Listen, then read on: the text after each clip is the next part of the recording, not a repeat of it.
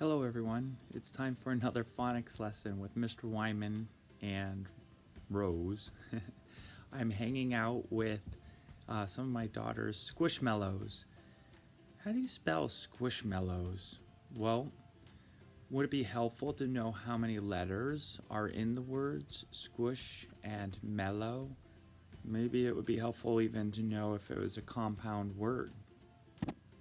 When I was a kid, we used to play a game called Hangman, and we would use the number of spaces that it would take to spell a word, each space representing one letter, and we would practice our spelling using the number of spaces. Now, the trick is when you're playing with someone, the person who's drawing the hangman needs to know how to actually spell the word and put the true number of spaces in there. It's helpful to have a dictionary, and then you can double check how many spaces there are for a word and that you're spelling it correctly. Today, with Fountas and Pinnell, we're going to be using letter boxes. It's a similar concept in that there will be the correct number of boxes according to how many letters there are in a word.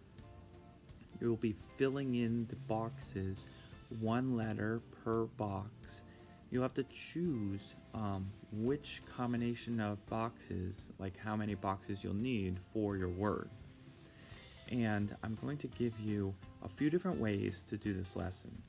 One is I'll explain how Fountas and Pinnell actually planned for you to use this lesson.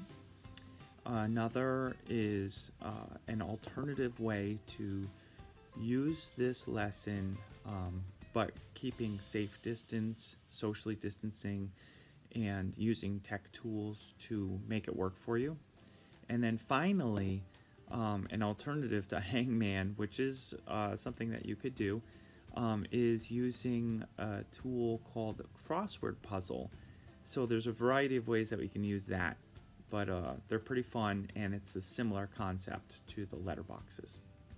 Let me show you how to use the letter boxes. Let's say that you have to spell the word river. Well, what sounds do you hear in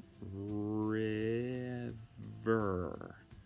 You see here that there are 5 boxes, so you're going to fill those 5 boxes with letters. What letters are you going to choose? Well, you can start with the sounds that you hear, right? There's a couple different ways that you can spell the sound but after putting R-I-V for riv, and then you see that there's 2 spaces left, 2 boxes left. Let's try ER for the sound. Does it look right? If it doesn't look right, then try other letters. Keep going until it looks right to you. You can double check with a dictionary. You can also use your iPad tool and ask Siri, how do you spell river? That could work as well. Were we to do this lesson the way Fountas and Pinnell originally planned, students would be paired and sitting close to one another during centers. One student would have a list of the words that the pair was going to practice spelling, while the other student had the letter boxes. The student with the words would say a word and say how many letters were in the word.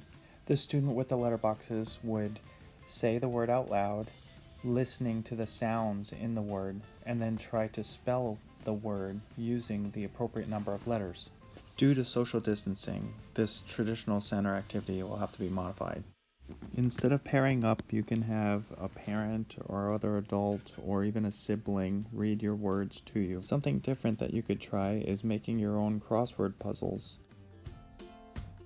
The way crossword puzzles work is there are words going across and words going up and down. There are hints for what word belongs in what space.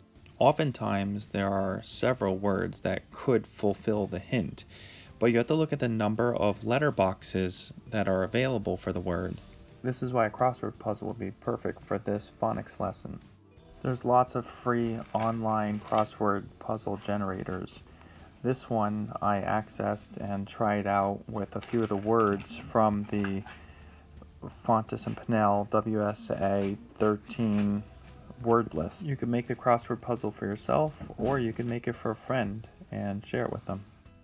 It might be a little bit tricky to come up with hints for your words. I had some difficulty. Just say something that reminds you of what the word is. You could print the puzzle, or you could actually fill it in still on your device. When you're getting ready to spell each word, though, remember to say it out loud, listening for the sounds, and try to predict what letters, what combinations go into spelling that word.